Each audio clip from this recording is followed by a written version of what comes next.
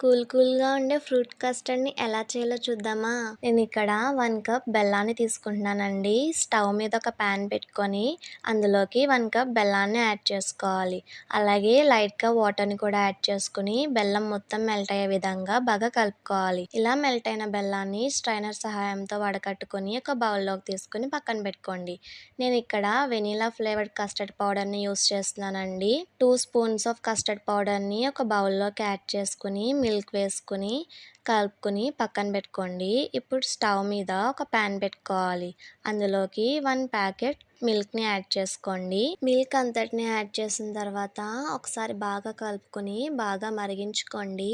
పాలనేవి ఇలా పొంగొచ్చిన తర్వాత సైడ్స్‌ని అంటుకున్న మీగడని తీసుకుంటూ బాగా కలుపుకోవాలండి. ఇలా పాలు మరుగుతున్నప్పుడు మనం ముందుగా కలిపి పెట్టుకున్న కస్టర్డ్ మిక్స్చర్ ఉంది కదండీ! దాన్ని మరొకసారి మళ్ళీ కలుపుకొని ఈ పాల్లోకి యాడ్ చేసుకోవాలి.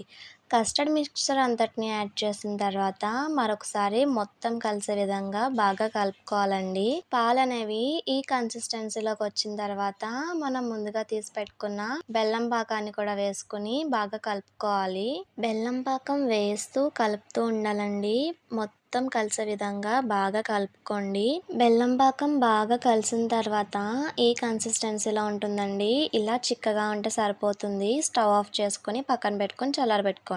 ఇప్పుడు మనం ఫ్రూట్స్‌ని ఏం వేసుకోవాలో చూద్దామండి. నేను ఇక్కడ యాపిల్, గ్రేప్స్, పొమోగ్రానేట్, బనానా వేసుకుంటున్నాను. డ్రై ఫ్రూట్స్ వచ్చేసి బాదం, జీడిపప్పు, పిస్తా వేసుకుంటున్నానండి. ఇవన్నిటిని కూడా చల్లారిన కస్టర్డ్ మిక్స్చర్‌లోకి దాని తర్వాత ఒకటి యాడ్ చేసుకొని బాగా కలుపుకోవాలి. ఇలా కలుపుకున్న కస్టర్డ్ మిక్స్చర్‌ని 4 అవర్స్ పాటు ఫ్రిడ్జ్‌లో ఉంచాలండి. 4 అవర్స్ తర్వాత ఫ్రిడ్జ్‌లోంచి తీసి సర్వ్ చేసుకోవాలి.